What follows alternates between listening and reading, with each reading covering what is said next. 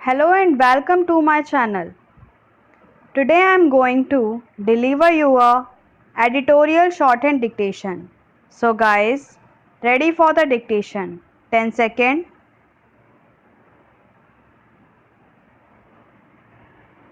5 second.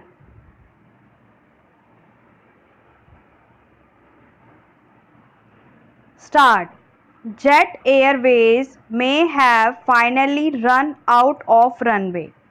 2 months after Jet halted all flight operations, lenders to be beleaguered full-service airline have decided to refer it to the National Company Law Tribunal and initiate insolvency proceedings in a bid to recover the money owed to them.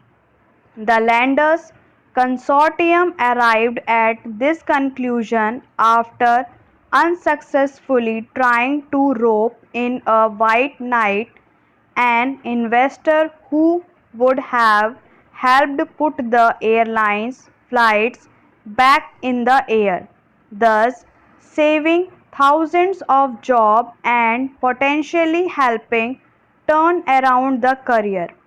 And while theoretically the Insolvency and Bankruptcy Code was conceived to help achieve a resolution that could potentially protect a running business and help revive it through capital structuring under a new promoter.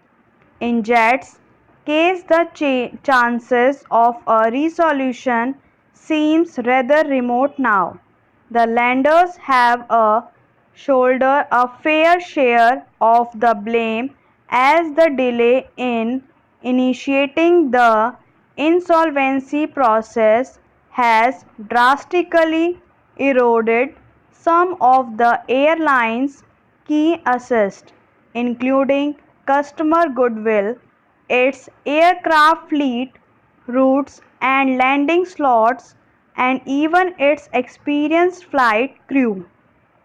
Ironically, while the banks may have viewed Jet's request for emergency lines of credit in the run-up to the suspension of operations as good money chasing bad money, nothing could potentially kill an airline more effectively than protracted grounding, and one does not even need to look too far back in time to recall what happened to Kingfisher Airlines.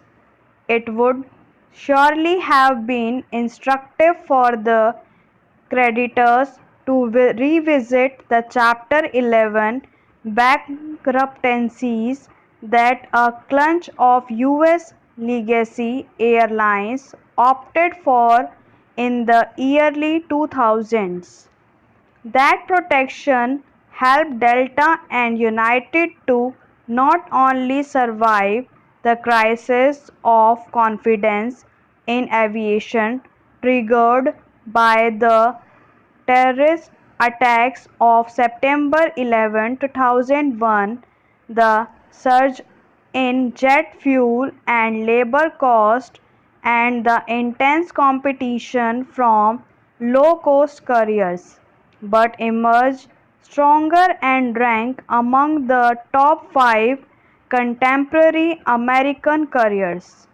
A young at some of Jet's industry's specific operational merits, at least until the recent cash-starved implosions show an airline that had consistently posted growth in terms of revenue, passengers, kilometers, and cargo tonnage till the 2017 to 18 financial year.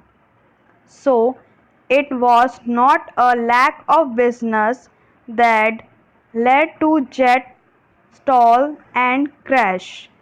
For the health of India's airline industry, it will be crucial for policymakers to review several issues that affect viability, from the way aviation turbine fuel is taxed to the charges airports levy.